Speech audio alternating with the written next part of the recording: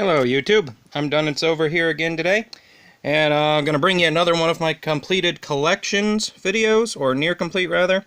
But before I get to what you can see here, Nightmare Before Christmas TCG, I do have both sets, both the Nightmare Before Christmas Premier card set and the, Christmas Town expansion. All of it is complete with the exception of the promo cards and tournament cards, which simply cannot be found. If anybody out there has them, I'm exceedingly interested. There are 15 total. I would very much be interested in them. That way I can say I've got a complete collection here. Whatever this black dot thing is down here in the corner, yeah, right there, I have no idea what that is. It's just part of my camera, which is on a phone. Alright, anyway, before I talk about that, I also want to talk about the giveaway kind of thing. Once I hit 100 subscribers, I've got this basket of old dead TCGs still sealed. I've got things from Wars, Survivor, Teenage Turtles, Knights of the Zodiac, Ophidian, Hyborian Gates is in there, Nightmare Before Christmas that we're reviewing today, Duel Masters, Naruto stuff. I've got quite a bit in here, and once I hit 100 subscribers, I'll be posting yet another video, and then everybody's to comment on that video who wants a shot at winning these. And again, pardon the glare. These are sealed. That's why you can see that. They're got their little plastic wrap still on them.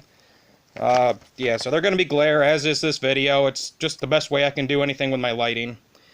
Alright, so we've got this. Again, I'm selling these on eBay. I'll post a link to the description of the sale in this video. But anyway, back to what we're here for. And that's the Nightmare Before Christmas TCG. The wife, daughter, and I have been playing a lot of this recently since acquiring a lot, and well, we've enjoyed it. We opened quite a few booster boxes and managed to pull the complete set, again, minus the prizes and tournament support. So, alright, this is the front of the binder. It's got one of those nifty little slidey things. Then the back part of the binder's got the other list in it, the Nightmare Before Christmas Christmas Town card list. So yeah, it just kind of worked out that it's got this little plastic extra that a lot of binders do. So anyway, there's a sealed box I still have extra. I'll talk about that after. We're just going to use it to prop the binder up and hopefully remove some of the glare. We'll see. Alright, now to begin. And yeah, it's not really going to work that well, is it? Alright, so this is all the common locations, I believe. I don't exactly know how the wife sorted this, and the first set of Nightmare Before Christmas here had some issues. The only things that are marked are the rares and ultra rares, and they're marked with a little skull in the upper corner here. So if you see something with a little skull up here, then it would denote that they are rare, and if they're a shiny with that they're ultra rare. Other than that, the commons and uncommons are unmarked in the base set. We've got Lock, Mare, Hide. Maybe if I turn it, I know this is going to be at an angle. I'm trying to remove the glare from the lighting I've got here. Alright. Jumbo treat bag. Now we're into the creations. Some surprises. Again, these are all put in by the checklists that we found on a website. I forget the name of the site actually, but it's an entire website dedicated to this game, so we printed out the checklists and organized the binder as such.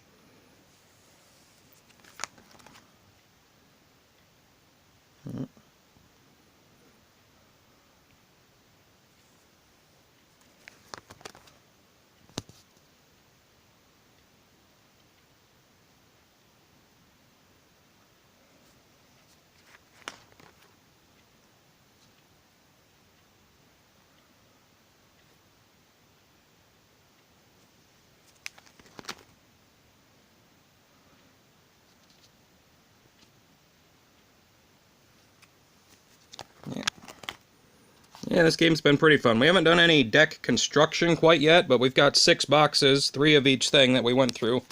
That'll be good for deck building, I think, for us, since there's nothing competitive for the game anymore. Well, look, we're into the rares now. Yeah, you can tell by the little skull icon that we're into rare. Got some rare locations, rare characters.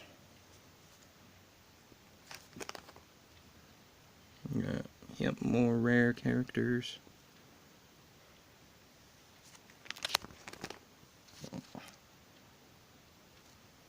Yeah, if you're a fan of the show, this TCG is kind of fun. There's not a lot of direct interaction between players, although I'm sure outside of the theme decks there might actually be. but we've just had experience with the theme decks. So basically what you're trying to do is over the course of 12 rounds, you're trying to build the scariest Halloween town. And you do that by amassing, well, not with surprises here, but that's just their cost. The costs are all the same in here, and this will cost you a pumpkin point to play. Yeah, I guess I kind of surpassed that. So that would be 2 pumpkin points. You gain pumpkin points via the effects of your locations that you build your Christmas town around, that you have 6 different locations. Yeah, and over the course of the first 6 rounds, you're playing these locations randomly from their location deck. This right here is a location. We'll use this as an example. In order to activate the text right there, if you can see it through the glare or whatever, that's going to add some pumpkin points and some other stuff. In order to activate this, you have to have 3 scare points worth of characters here. So if you have a character with 1 scare point and another character with 2, then it would be able to activate the ability when it comes time for you to be able to activate your ability, or 1 character with 3 scare, you'd be able to do that. It's a little bit different in the Christmas Town expansion. Like Jack right here, this is a good one. This is an ultra rare, but it's got a 6 scare cost. So at the end of the 12 rounds, whoever has the most points of this on their characters and their creations and any surprise that says it stays in play, you add all these points together, and whoever has the highest total wins.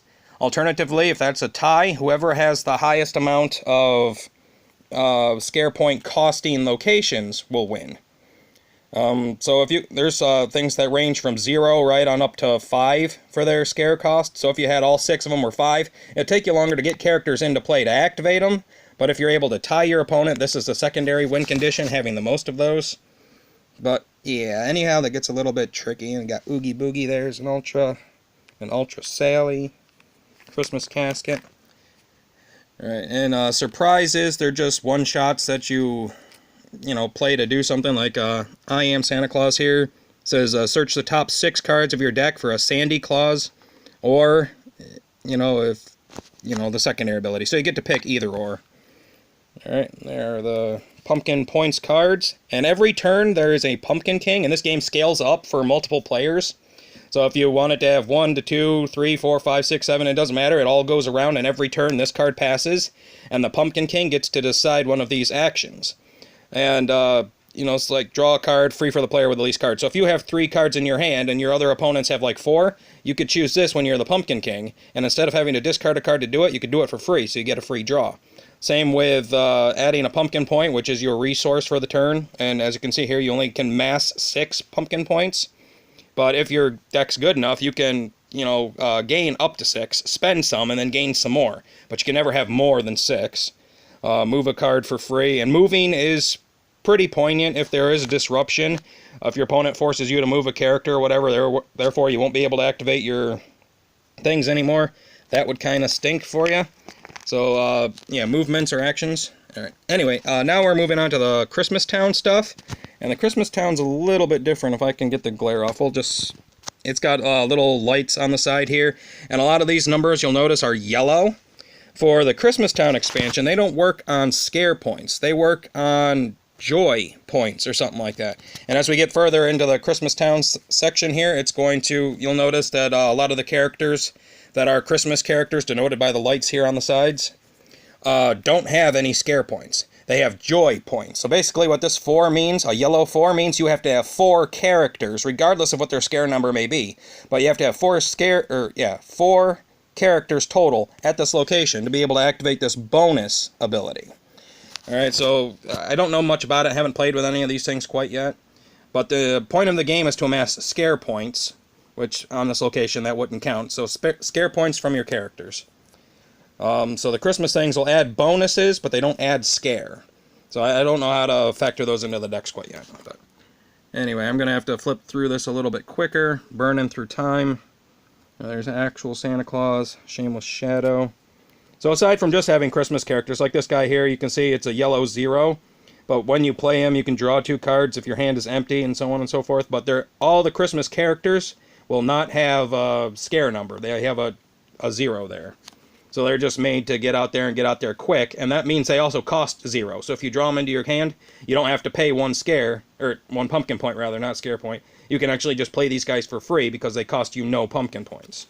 But in doing so, you lessen your hand, and then all kinds of finite mechanics in here anyway. Alright, so we're at 10 minutes. We're going to flip through this a little bit quicker. Well, that's 2 pages.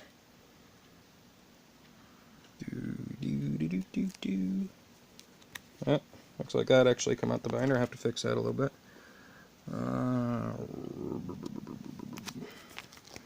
Yeah, we've got all commons, uncommons, rares, and ultras for both sets. Even have some extras in the back that I'll show off when we get there. They are for sale or trade. Also, I've got 3 booster boxes of the first set and 3 booster boxes of the second set that I am looking to sell. They fit nicely in this case box that you see right behind me here.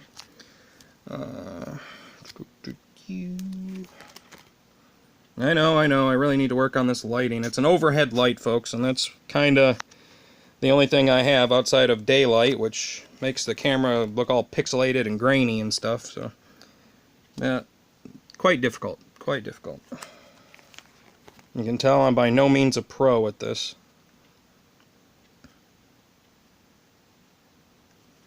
There's Dr. Finkelstein. Yeah, that's the deck I chose. Works out pretty well. Caps out at, I believe, 36 points.